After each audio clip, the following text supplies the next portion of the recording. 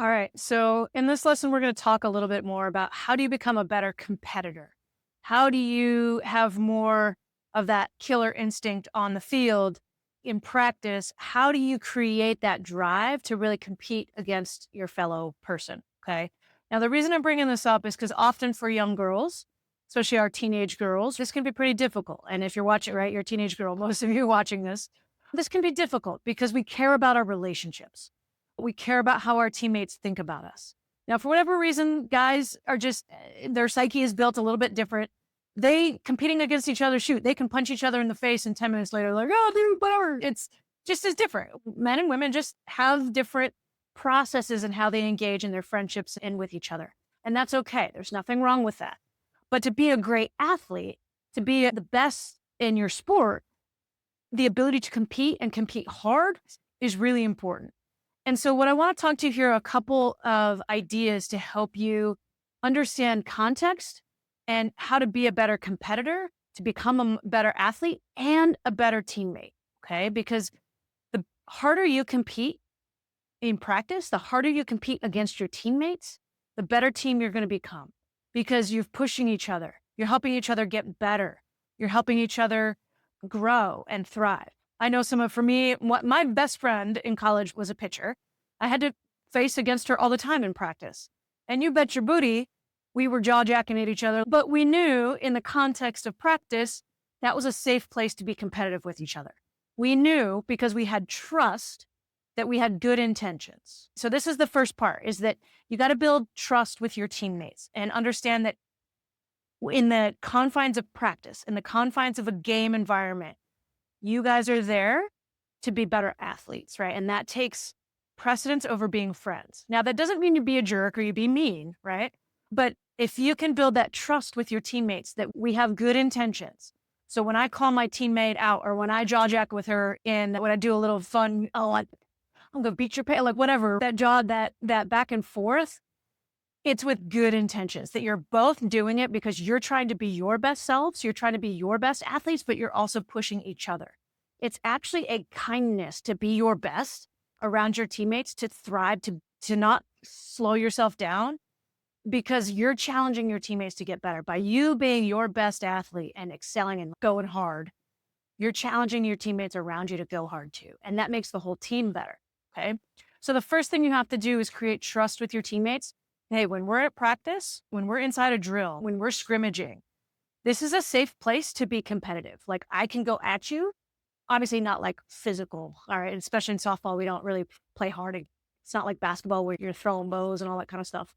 But you can still compete hard. You can still get serious. You can still get really intense because you're inside the competitive environment. Okay. And then you have trust that, hey, when this environment is over, we're going to go back to being good friends, right? Hey, nice pitch. You're like, oh man, you got me on that. But as soon as you get back in the dugout, as soon as the drill is over, you can go back to being quote unquote friends, right? But remember that just because you're competing against each other doesn't mean you're like hating them or anything like that, right? Trust that you both have your best intentions. I'm going to play my best. You're going to play your best. And that's going to help us both grow and thrive. And we'll both be better for it. Okay. The other way to be more competitive and to really work towards building strong teammates and strong, like a competitive environment is with feedback. And what I mean by that is this kind of goes hand in hand with the accountability piece, is that as a teammate, it is absolutely your job to give feedback to your teammate when they are not doing what they should be. Okay. Now it's different. You don't necessarily need to coach them in the sense of that's coach's job to give them technical advice. Unless your teammate is open to that, if you are more expert at something and you're helping each other out, right? There's time and a place for you to give technical feedback. But for the most part, as teammates, what's our job to give feedback on is our teammates' attitude. It's our teammates' work ethic, our teammates' effort, right? If we see that our teammates are not giving those things, and as a team, we've decided that those things are important, that we care about that, I absolutely have the right as a teammate to hold my teammate, to help my friend be accountable. Look, Susie, what the heck was that? You were jogging. This was a sprint. You can absolutely hold each other accountable for poor effort, poor focus, poor attitude. That is your job as a teammate. You're holding your friend accountable to being the best teammate they can be, because that's actually a kindness. helping your teammate be the best they can. Now, we have to acknowledge context matters too. If you know your teammate is having a really rough time and there's other stuff going on in their life that's maybe taken away, okay, maybe with compassion, you'd be like, Susie, hey, I know you got a lot going on, but I need you to focus, right? We can't execute this play if you're off in la land, right? And so the way you provide that feedback is important, but giving feedback to your teammates is important. The other thing that you have to understand is being able to receive feedback for your teammates. If your teammate calls you out because you were giving poor effort, you had poor attitude or poor focus, you got to say thank you. They're helping you be the best athlete you can be. And it's not fun to hear. It doesn't feel good in the moment because it's like, oh, you're supposed to be my friend. She's being the best friend she can be by letting you know you're not being what you committed to, right? That you're not being the teammate you promised to be. Okay. So feedback, I know it can feel hard and I know it can be really uncomfortable, but if in a bare minimum on those three things, your teammates are messing up, you have every right as a good teammate and a good friend to hold them accountable. Okay. Because that does not mean you dislike them. Okay. When you give feedback to a teammate, it does not mean you dislike them. It means you love and care about them and you want what's best for them. And you're going to point out that they're not stepping up the way they should. Okay. And then you're going to give them a hug or high five later and show that you trust and care about them. Okay. It comes from a place of care. But just because you're giving feedback to somebody does not mean you dislike them or that they dislike you. Okay. Truly, it comes from a place of care and concern and accountability. The other piece to this, feedback and accountability go hand in hand. To be a competitive team, you have to hold each other accountable. If somebody is not doing what they should, they're not focused, they don't have a poor attitude, they're not being a good teammate, they're not doing the things they should do, it is absolutely your right as a good teammate to call them out on that. Okay. And again, this goes back to trust. If you build that trust in your team that, hey, when this happens, we've committed as a team, if we catch each other doing those things, we have every right to call each other on it. Okay. And so if you know that you have that right and they have that, it makes it easier because it's not about, oh, they don't like me or they think less of me. It's no, I love you. You're my teammate. I'm holding you accountable because we're in this together. If you're doing the right thing, then we're going to help. You're going to help me win. You're going to help me get better. I'm going to help you get better. Right. So accountability is part of being a great teammate and a good friend. And so it's okay to hold each other accountable. Again, do it with compassion. You don't be a jerk about it, but it's absolutely appropriate to pull a friend aside, to pull your teammate aside and be like, yo, don't actually hit her. What is going on with you right now? Like, where is your head at? Because right now you're not doing what you should be doing as my teammate, right? You're not helping us win. You're not helping us focus. You're not helping us train and get better. And so what's going on? And that is a great way to hold somebody accountable is to lead with love, right? But you don't let them get out of it. They're like, I'm just tired today. It's okay. You can be tired, but you still got to give your full effort of what you have today. Okay.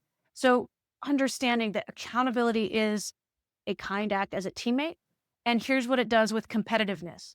If I know that my teammates are going to hold me accountable and you can trust that you can hold your teammates accountable, as a team, you grow and you thrive and you're way more competitive as a team because you know your team has your back, that they're going to call me out when I'm not doing when I'm not doing what I should be doing.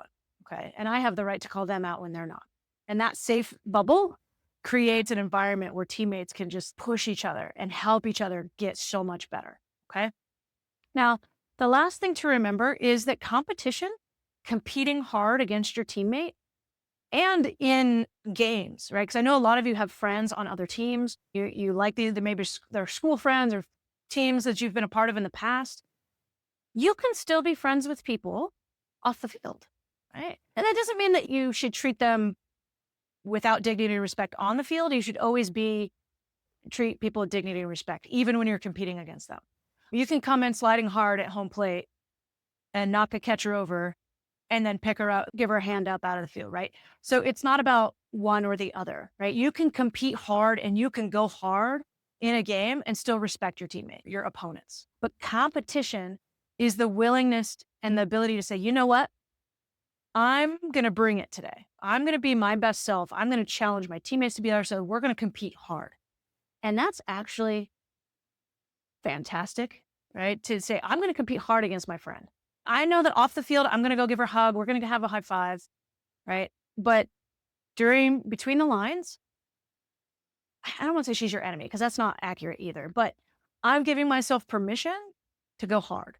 And ultimate, that's a kindness to your friend because you're playing your best and you're forcing them to play their best, right? By dumbing yourself down or being worried about what your friends are going to think about you is in the context of a sport, it doesn't matter because when it's game time, competition, I'm here to compete hard and do my best. And if they can't respect that, maybe that's not the right friend for you. And that's okay. But I can tell you, I can promise you, some of my best friends were my teammates were on different teams. And that actually made it more enjoyable because I knew like, hey, we're playing you today, man. I'm bringing it. And it was fun because I knew ultimately outside of softball, we loved and cared about each other. And that person was in my corner and I was in their corner. Of course, we treated each other with dignity and respect on the field. Yeah, there was some jaw jacking and we had some fun with it. But you can compete hard and not ruin friendships. Okay. You do still have to treat people with dignity and respect on the field. You got to treat people right, but that doesn't mean you have to be nice, right? You can go hard in your sport against a teammate, against a friend, and it's okay, right? Because context in the environment of the sport, that is acceptable behavior. Okay. So I know this can sometimes be hard. I encourage you to talk with your teammates about this, to talk with coach about this, is how can you be a better competitor by doing these things, building trust with your teammates that everybody has good intentions, right? Being willing to give feedback to your teammates and hold them accountable, and then competing hard, recognizing that's actually a service to your team. That's a service to your friendships, that you're pushing each other. You're helping each other be the best athletes you can be by playing your best always and not lessening yourself or not being your best self to preserve a friendship. Okay. Is that you should always be your best and play your best because that's going to push the people around you and help them be their best. Now, I know it can be uncomfortable. And if you're struggling with that, again, talk to coach. It's something that you can work out together. You can talk through. But this is absolutely something you can practice and build together as a team. So focus on these four things: trust, feedback, accountability, and compete hard. And you're going to be an even better team, even better teammate moving forward.